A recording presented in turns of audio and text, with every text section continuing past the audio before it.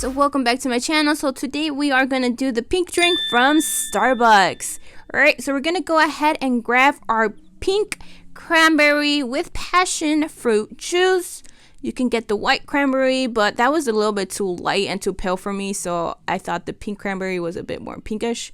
You want to go ahead and shake up your coconut milk. We're going to use coconut milk. You can use regular milk too, but I personally like my pink drink with coconut milk. While I was doing this, I figured, and from trial and error, this is my first time, that the milk definitely separated from the juice and there was just little milk particles all over it. And I was like, no wonder lately my Starbucks drink, when I would order the pink drink, it would look like this. Like when I started getting the pink drink before, it was nice and blended. You couldn't really tell the milk, and now you could just see like particles there, like really. But I'm gonna go ahead and put in a bit more of juice and coconut milk just because there was a little bit more space in my cup, so might as well fill it up.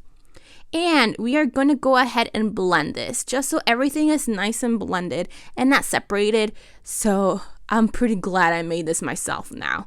We're going to go ahead and grab some raspberries. These are frozen raspberries, and we're going to use this to give it a little bit more of a pink color tone to it, because as you can see, it looks kind of palish.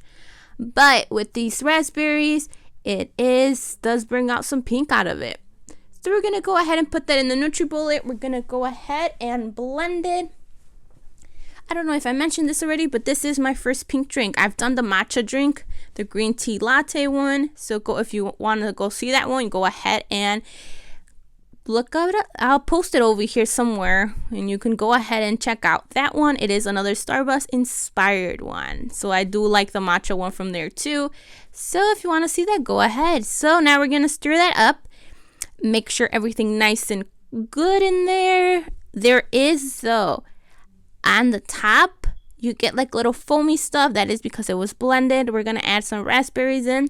This was from an open pack that I already had, and there was no strawberries left, so I put in raspberries, but only a few because we don't want to take away from the pink drink, right? So then I actually went ahead and opened a new pack, and I found a strawberry in there, but the strawberries are like really big, so we're going to slice them up. I'm only going to use one because it's only this little drink. So yeah, measurement wise, you can do whatever you want because it really depends what you want and how you want it to taste it. These are just the ingredients I used. So for this, I am slicing it up. I felt like slicing it up in the beginning was pretty easy, but then like throughout the strawberry, I did find it a bit like harder because it was kind of slipping away. Or maybe it was just because I didn't get a cutting board. I don't know.